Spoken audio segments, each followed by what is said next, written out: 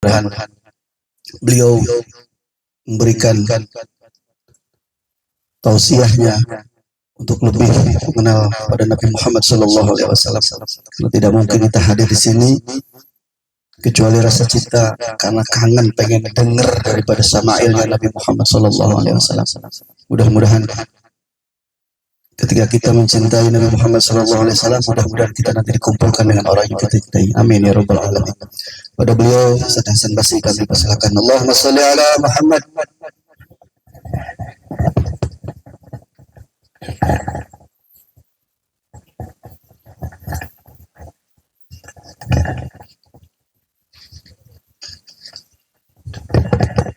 Bismillah. Assalamualaikum warahmatullahi wabarakatuh.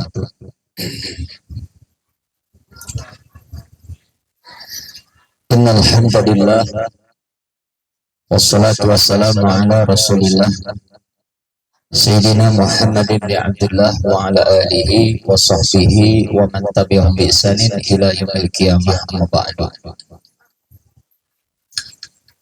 Hadirin kiram wal muhtaram yang sama-sama kita muliakan, para asatid, guru-guru semuanya, Pak Ustadz Ito, Ustadz Rijal. Tadi saya sulam sileng weh yang Ustadz Hanafi ke mana? Saya. Ustadz Toto, ayo Ustadz Toto. Kemarin ada. Ya. Kita doakan ya, kewajiban kita sebagai murid mendoakan guru-guru kita supaya Allah berikan keberkahan, panjang umur, kesehatan, dan selalu membimbing kita dalam kebaikan. Amin ya rabbal. Kepada aparatur pemerintahan, Bapak RW, Bapak RT yang hadir, para pengurus, dan juga seluruh tokoh masyarakat, yang mudah-mudahan kita semua senantiasa diberikan keberkahan ya, dan juga perlindungan daripada Allah. Amin ya rabbal alamin. Ungkapan alhamdulillah ini sepatutnya kita ucapin dalam kesempatan ini, karena alhamdulillah di Hegar Asri sudah berjalan tahun keempat majelis Maulid Arba'in. Bicara dari sisi maslahat, kebaikan, manfaat, waduh, ini 40 hari nggak beres-beres saya ngomong. Banyak betul. Satu di antaranya, satu dari sekian banyak, apa yang kita lihat hari ini, Masya Allah, kebaikan. Kita ngumpul silaturahim, baca sholawat, baca zikir, maka kebaikannya Allah cash, kontan Allah kasih, langsung tuh snack turun dari langit.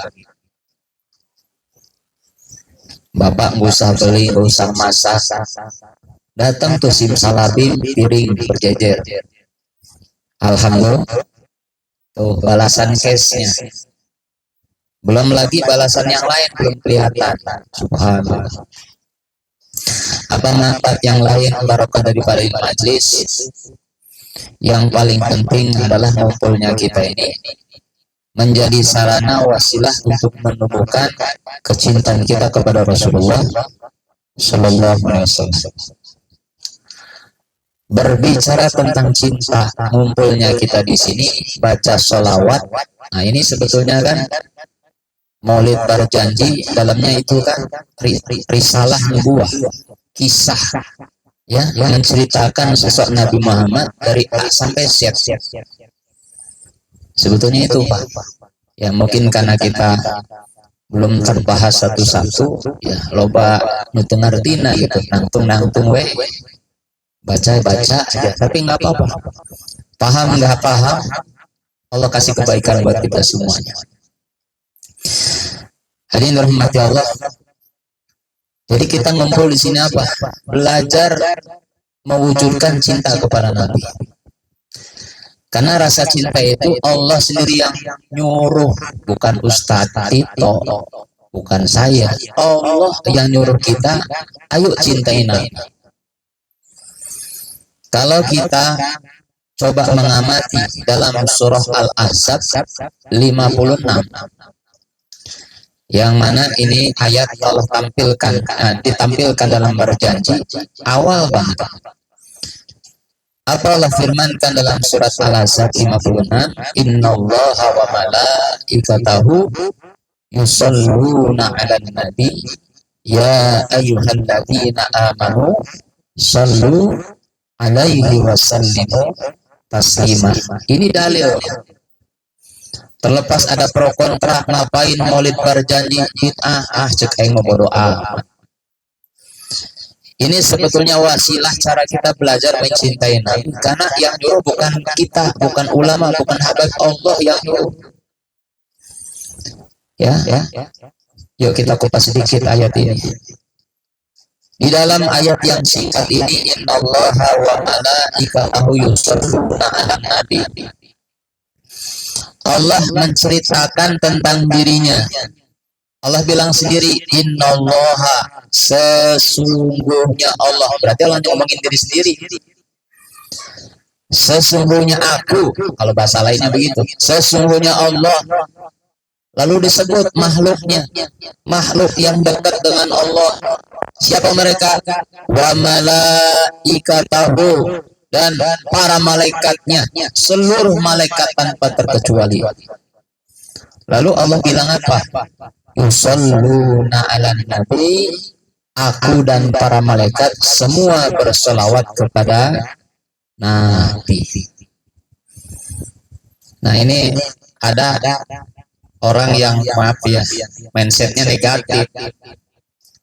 Orang kalau benci Islam pasti cari-cari peluang nih untuk ngejatuhin. Wah, ini Muhammad berarti banyak dosa dong, minta didoain, betul nggak? Itu buktinya Muhammad didoain sama malaikat, berarti Muhammad punya dosa? Bukan, Pak. Ayo saya sampaikan.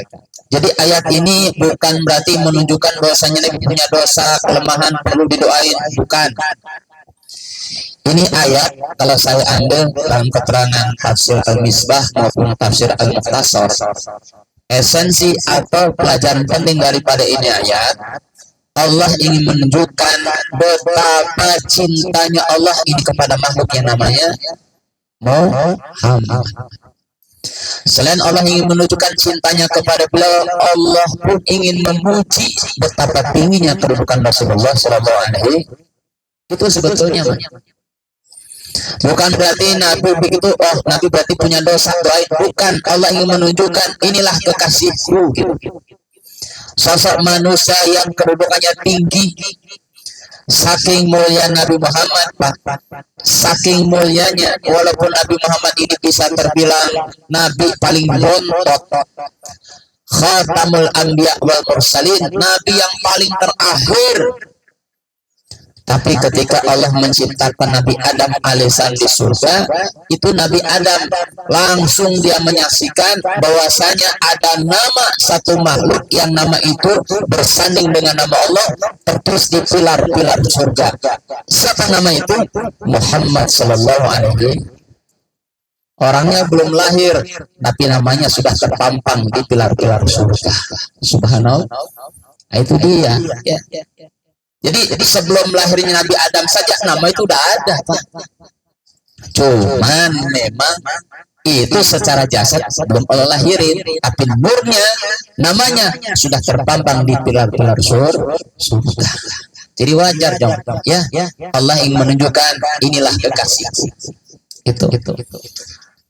Kemudian selain Allah menyatakan aku berselawat, kemudian Allah juga menyatakan wa malaikatahu, dan malaikat-malaikatnya. Ini sebetulnya Allah yang menyampaikan, hei malaikat, aku saja berselawat kepada Nabi. Maksudnya apa? Bukan berselawat mendoakan secara bagaimana kita mendoakan orang lain. Allah ingin nyanjung kepada Nabi. Karena kalimat sallu itu dari kalimat solaha. Secara maknawi, Pak, makna solu ini kalau kita terjemahkan secara bebas, Allah mengajak, hei manusia, hei malaikat, ayo sebut Nabi dengan kebaikan-kebaikan. Ayo puji Nabi dengan kebaikan-kebaikan. Makanya majlis salawat dalamnya sanjungan, bukan. Pujian bukan. Walaupun ada orang punya persepsi, oh jangan mengkultuskan Nabi dong. Gimana? Oh kita disuruh muji Nabi gimana Pak? Kita bukan mengkultuskan Nabi, mendewakan Nabi, bukan. Kita muji Nabi karena kita disuruh oleh Allah. Allah aja ngajarin muji Nabi, masa kita nggak bisa? Masa kita enggak? Allah aja yang mencipta, memuji hambanya yang mulia, apalagi kita. Paham di sini Pak ya? Jadi makna solu ini maksudnya Allah nyuruh kita untuk memuji Nabi. Begitu. Kemudian setelah Allah sebutin sesungguhnya aku dan para malaikat bersalawat kepada Nabi, atau dengan bahasa lain sesungguhnya aku dan para malaikat memuji Nabi, menyanjung Nabi, mengangkat derajat Nabi. Maka setelah itu Allah baru nyuruh kita, ya ayyuhalladzina amanu, baru Allah ngomong sama kita, hei orang-orang yang beriman, sallu alaihi wa sallimu taslima, berselawatlah kamu kepada Nabi, lalu tambah wasallimu. Nih wasallimu nih, wasallimu itu artinya apa? Kalau pakai bahasa salim itu seolah-olah kan menyatakan, ayo selamatkan Nabi. Awas, jangan salah tafsir lagi. Ini bukan menunjukkan Nabi ini sosok yang banyak dosa lantas layak diselamatin. Bukan. Dalam tafsir Mukhtasar tadi, makna wasalim di sini artinya ya selamatkanlah Nabi dari segala keburukan, aib dan sebagainya, bahwasanya Nabi nggak punya celah, Nabi nggak punya kekurangan, Nabi ini sempurna dalam segala hal. Itu maksudnya. Paham kira-kira Pak ya? Selamatkan Nabi dari ciptaan orang lain. Pokoknya gimana caranya Nabi itu selamat dari segala kekurangan. Itu namanya wasal limu. Nah dari ayat ini udah paham ya, bahwasanya berdasarkan ini ayat Allah, malaikat udah nyontohin bagaimana memuliakan menyanjung Nabi Muhammad Sallallahu Alaihi. Nah setelah itu Allah yang nyuruh kita, walaupun kata pendapat ulama kalimat ya ayyuhalladzina amanu sallu ini kalau kita lihat dari sisi bahasa Pak, dalam bahasa Arab namanya fi'lul amri, kalimat perintah. Tapi menurut para ulama perintah tidak bermakna wajib atau sesuatu kalau tidak dilakukan menjadi dosa. Tapi ada tapinya nih. Inilah lari lagi ke masalah kita nih. Kita sebagai hamba, Allah nyuruh walaupun sifatnya tidak wajib sebagai hamba nih. Secara etika orang tua meminta kita melakukan sesuatu, kita sebagai anak mesti nurut apa enggak Pak? Mesti nurut apa tidak? Kalau bicara etika, mestinya nurut. Selama orang tua nyuruh kebaikan, turutin aja. Walaupun orang tua nggak maksa. Paham ya Pak ya?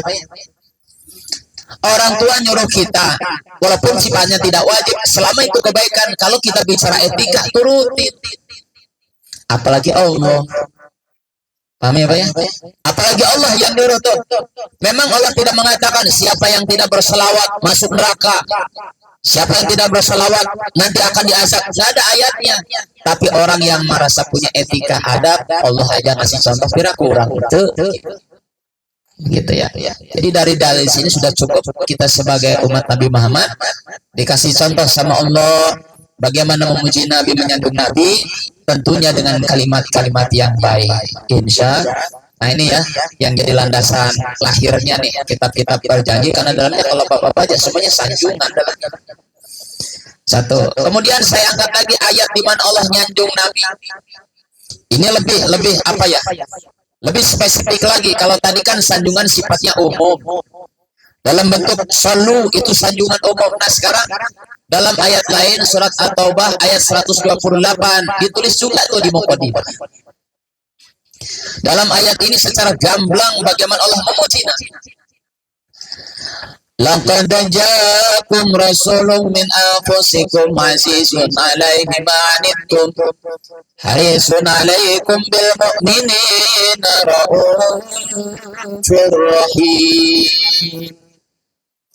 Itu diantaranya, dan masih banyak lagi ayat-ayat sanjungan Allah kepada Nabi. Nah dalam ayat ini apa Allah katakan, laqad ja'akum rasulun min anfusikum, telah datang kepada kalian seorang rasul min anfusikum, dari bangsa kalian, Siapa dia? Sosok yang azizun alaihi ma anittum. Allah ingin menceritakan sosok Nabi Muhammad. Siapa dia? Sosok yang azizun alaihi ma anittum. Orang yang rasa berat dengan penderitaan yang dialami umat.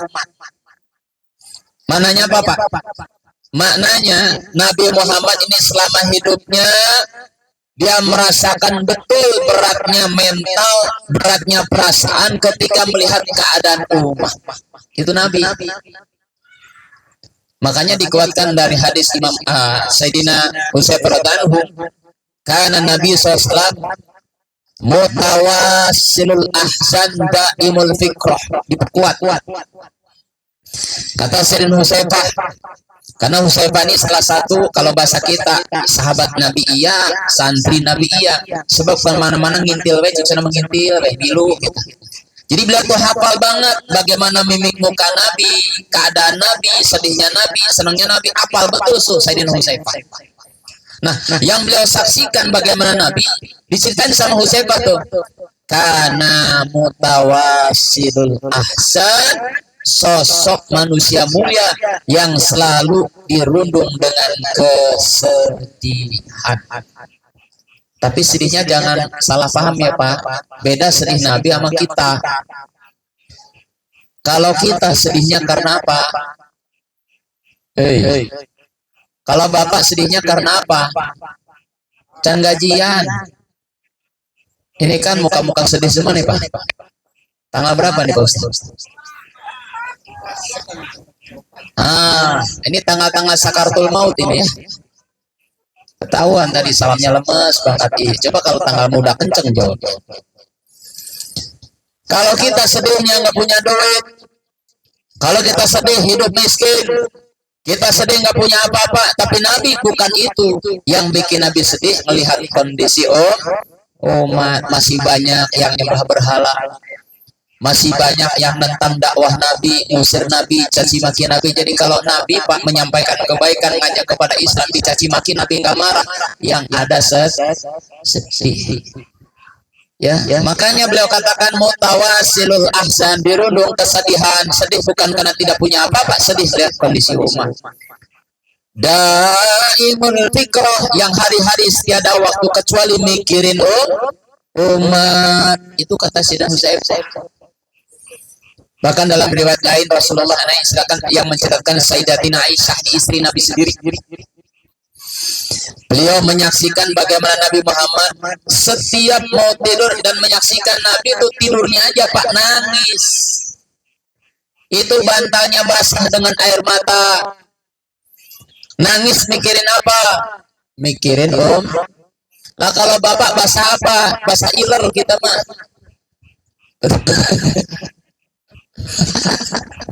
Ngaledek ya, kalau kita kan bahasanya apa Pak? Untuk basah keringat, basah iler, tetap pakai kipas angin panas. Tapi Nabi Muhammad itu bantal basah dengan air mata, tidurnya aja masih mikir subhanallah, dirinya. Jadi wajar Nabi dikatakan oleh Hudzaifah mutawassilul ahsan daimul fikrah. Nah, Allah juga bilang begitu. Azizun alaihi ma anittum, seseorang yang paling berat melihat keadaan umat. Batinnya tuh ngebeban terus lihat umat. Harisun alaikum, yang kedua kata Allah, sosok manusia yang harisun alaikum, orang yang paling paling besar keinginannya kepada manusia supaya manusia semuanya beriman kepada Allah. Haris ini kalau secara bahasa artinya serakah Pak, tapi awas, bukan serakah dunia. Jadi kalau ada haris ini bukan berarti Nabi Muhammad serakah dunia, tapi serakah bagaimana caranya umat ini semuanya kalau bisa berbondong-bondong beriman semuanya. Itu Nabi. Itu Nabi Pak. Jadi kalau ada satu orang masuk Islam, bagaimana yang lainnya juga masuk Islam? Itu Nabi. Makanya kalau beliau ini punya sifat haris Pak, dalam dakwahnya nggak ada istilah pandang mundur, nggak ada istilah nyerah putus asa, nggak ada. berkali-kali mencoba bagaimana mengajak umat kepada Islam, walaupun dicaci maki, walaupun difitnah, walaupun dibanting-banting, walaupun diludahin, walaupun diancam intimidasi, Nabi nggak pernah berhenti, jalan terus. Kenapa? Karena punya sifat harisun. Kalau Nabi kan harisunnya bagaimana orang beriman, kalau kita kan harisunnya bagaimana berduit banyak. Kalau kita kan coba karyawan ini Pak, kalau punya sifat harisun, jenting dicaci maki ke bos, bodoh ting, yang penting aing menang duit. Betul Pak? Mau dimarahin kayak apa, dibejak-bejak, diinjek-injek sama bos, bodoh amat, yang penting akhir bulan dapat gajian. Itu kan kita ya. Sok Bapak, tadi pagi dibentak-bentak manajer, pundung te, ngambek enggak? Baper enggak? Enggak, besok berangkat lagi tuh. Itu sifat harisun namanya, ngan harisun duit ngaranna. Kena lagi. Kubakat kubutuh si PRT paham mewakili. Nah ini namanya sifat haris. Nah Nabi Muhammad punya harisun itu serakah bagaimana umat itu beriman. Bodoh amat orang hina, bodoh amat. Ya Allah, sudah cukup ya kita dengar Nabi Muhammad itu ketika beliau dakwah dilempari batu, dicaci maki, diludahin, tapi besok jalan lagi ke situ tempat yang sama. Itu sejarah berulang-ulang. Ini menunjukkan apa? Nabi dalam mengajak kebaikan itu pernah kapok-kapok orang. Karena punya sifat haris. Bodoh amat, yang penting orang beriman. Gitu. Kemudian alaikum bil mu'minina raufur rahim. Kata Allah, Nabi punya sifat alaikum bil mu'minina raufur rahim. Nabi punya sifat penyantun kasih sayang kepada orang beriman. Masya Allah ya Pak. Jadi singkatnya pada kajian kita malam hari ini, 2 ayat sudah mewakili bahwasanya Allah sendiri memuji Nabi. Betul nggak? Allah ini nyanjung Nabi. Apa pesan moralnya? Sebetulnya Allah ngajarin, ayo puji Nabi juga. Ayo sanjung Nabi juga dengan segala kebaikan-kebaikannya. Ya makanya insya Allah mudah-mudahan ini kajian demi kajian kita belajar dengerin sedikit. Oh ternyata menyanjung Nabi ada dalilnya. Allah yang nyuruh. Ya mudah-mudahan dengan kita banyak menyandung Nabi, muji Nabi, nanti lama-lama timbul mahabbah. Betul nggak? Kalau orang sudah timbul mahabbah Pak, Masya Allah, insya Allah nanti bertahap-bertahap dikit-dikit ada kekuatan untuk ngamalin sunnah Nabi. Kalau orang udah mahabbah mah bodoh ting bahasa apa? Apa kata orang bodoh amat? Kalau gua demen gimana? Ya.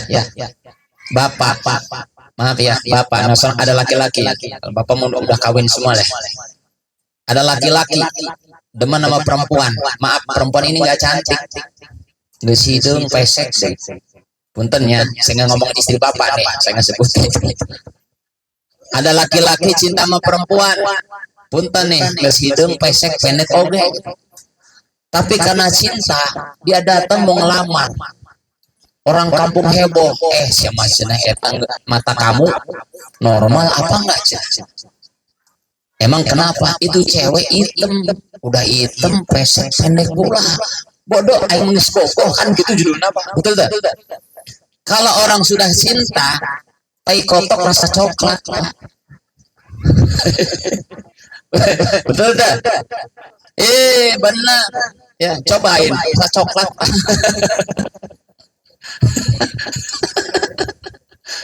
Aing geus bogoh mah bodoh amat. Nah kita dalam rangka ke sana Pak, tanamkan cinta. Kalau udah cinta mau bodoh amat apa kata orang. Kalau nggak Nabi yang ngajarin, Nabi yang ngajarin, udah kerjain aja. Orang mau apa? Bodoh amat, judulnya bodoh amat. Karena udah cinta. Ya insya Allah kita semua termasuk orang cinta Nabi. Amin ya Rabbal alamin. Itu saja. Mudah-mudahan ada manfaatnya. Hadanallahu wa iyyakum ajmain. Akhirul kalam. Assalamualaikum warahmatullahi wabarakatuh. Alhamdulillah, jazakallah khairan katsiran pada guru kita Ustaz Hasan Basri yang luar biasa menyampaikan malam hari ini. Mudah-mudahan apa yang beliau sampaikan bisa kita praktekkan dalam kehidupan sehari-hari dan menambah cinta kita kepada Nabi Muhammad sallallahu alaihi wasallam. Sekali lagi cinta tidak perlu dalil, Pak. Cinta nggak perlu dalil. Kalau udah cinta ya udah. Ya mudah-mudahan kita hadir di sini karena cinta. Mudah-mudahan Nabi Shallallahu Alaihi Wasallam juga mencintai kita. Amin ya rabbal alamin. Sebelum bubar, mungkin ada season kedua kata Pak Buji tadi. Mari sebelumnya kita sama-sama tutup majelis ini dengan membaca kafaratul majelis. Mudah-mudahan kedatangan ke tempat ini Allah Subhanahu wa taala memberikan keberkahan kepada kita semuanya. Allah curahkan rahmatnya, ampunannya buat kita semuanya. Gang cendana dari 1 sampai 7 yang mengadakan acara ini, mudah-mudahan Allah Subhanahu wa taala melipat gandakan rezeki dan pahalanya. Keluarganya semuanya diafiatkan oleh Allah Subhanahu wa taala, mudahkan di urusan-urusannya, pekerjaannya diberkahkan oleh Allah Subhanahu wa taala. Amin ya rabbal alamin. Mari kita niatkan besok insyaallah malam yang ke-10 di Beringin 3. Mudah-mudahan Allah hadirkan kita di tempat itu. Mudah-mudahan sekali lagi kita niatkan sama-sama untuk bisa hadir di Maulid Arba'in malam yang ke-10. Kita tutup majelis ini dengan sama-sama baca kafaratul majelis. Subhanakallahumma wa bihamdika asyhadu an la ilaha illa anta astaghfiruka wa atubu ilaik.